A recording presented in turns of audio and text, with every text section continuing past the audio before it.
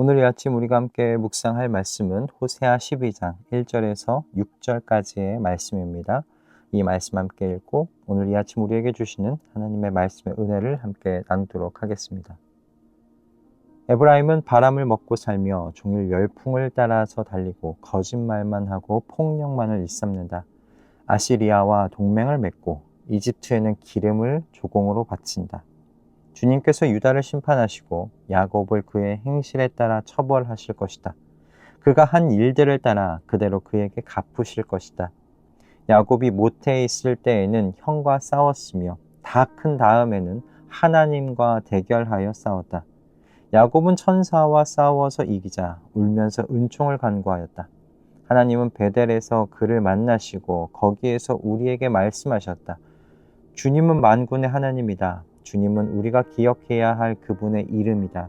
그러니 너희는 하나님께로 돌아오너라. 사랑과 정의를 지키며 너희 하나님에게만 희망을 두고 살아라. 아멘. 오늘 본문에는 창세기 안에서 파란만장한 삶을 살았던 야곱의 이야기가 등장합니다. 그는 창세기 속 등장인물 중에서 가장 복잡한 인물이 아닌가 싶습니다. 야곱은 우리 모두가 알다시피 기회주의적인 인물이었잖아요.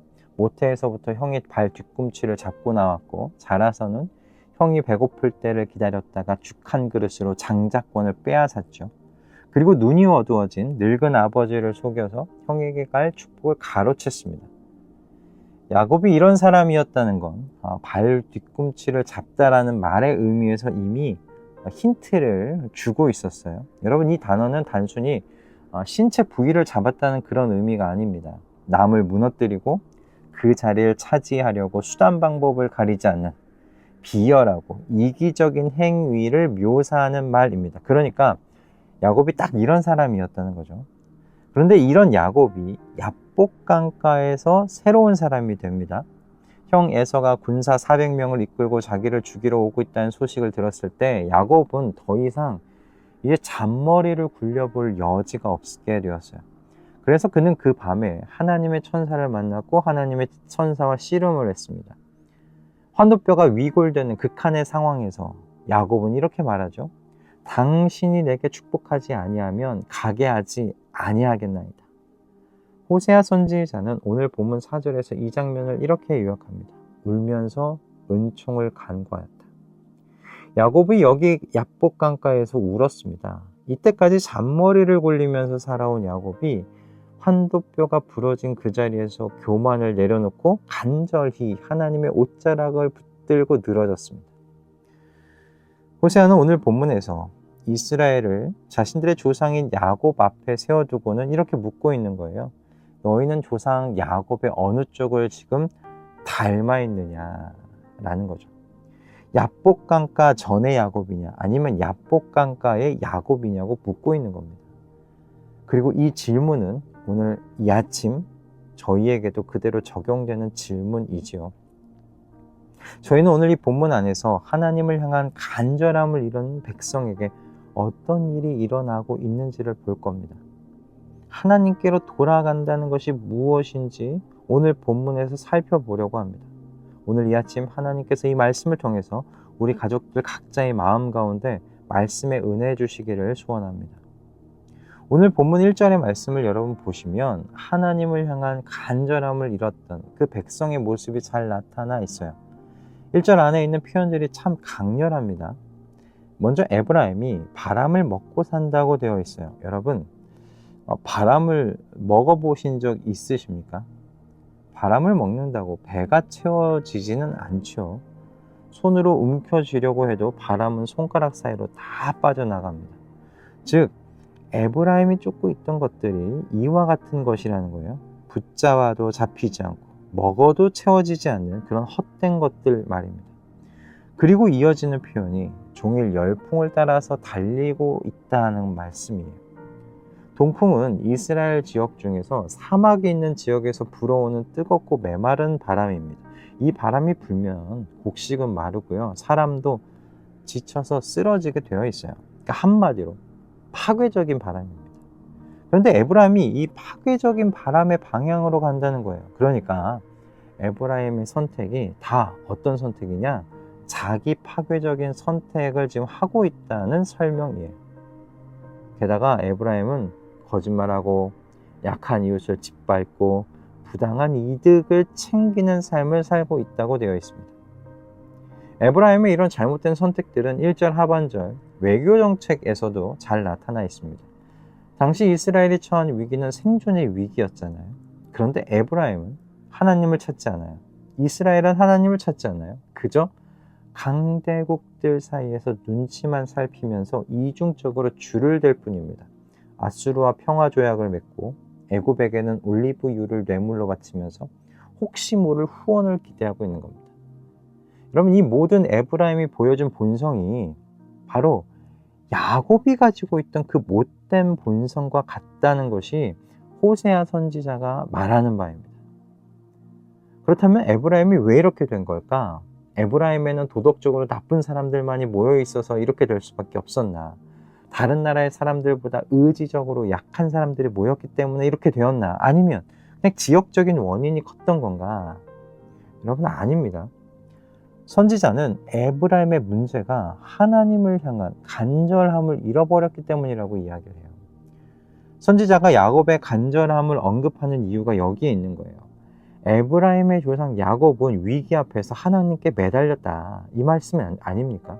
그런데 후손인 너희 이스라엘은 하나님께 매달리는 게 아니라 아수르와 애굽만 바라보고 있다는 거죠.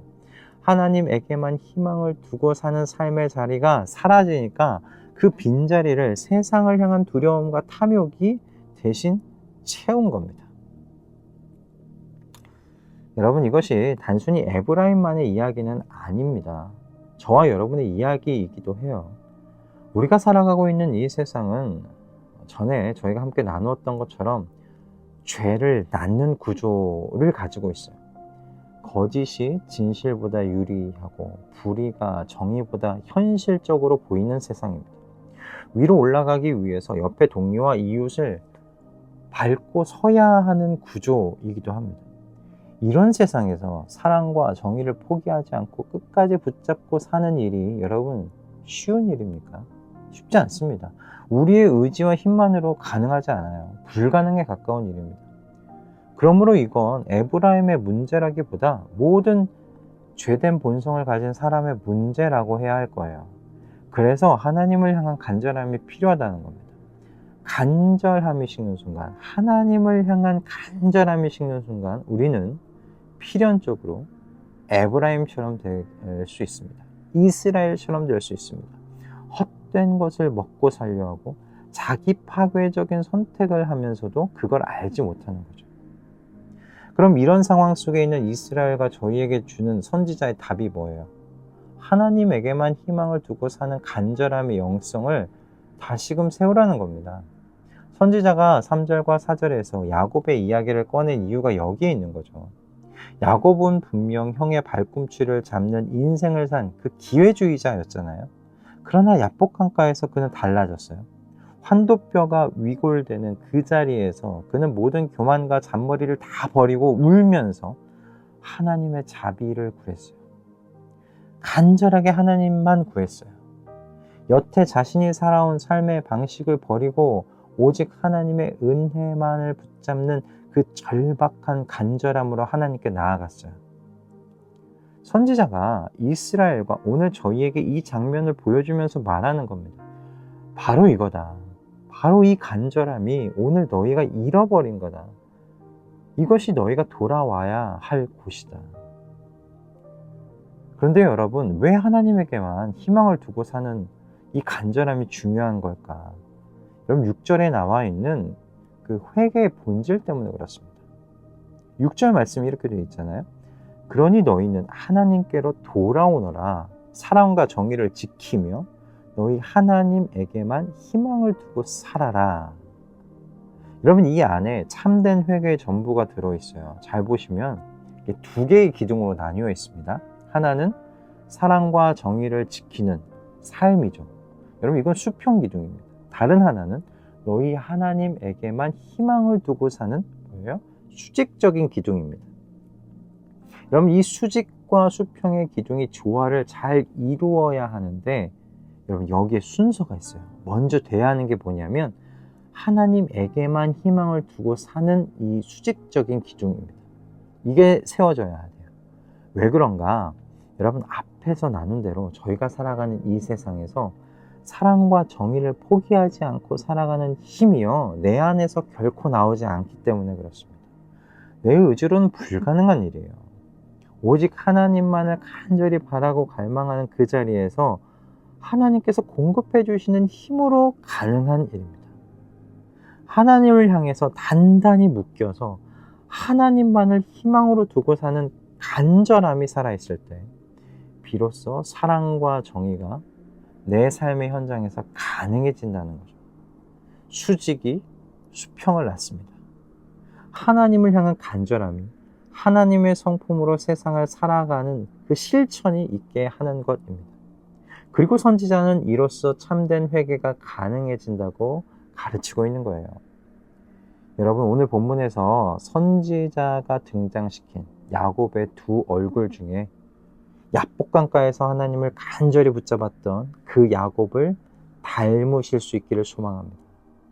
주님이 아니면 안 됩니다. 저는 주님만으로 충분합니다. 오직 저는 하나님에게만 희망을 두고 삽니다.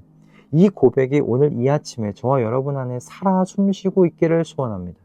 그래서 이 험한 세상에서 사랑과 정의를 포기하지 않고 사는 능력을 하나님께로부터 공급받으실 수 있기를 주님의 이름으로 축복합니다.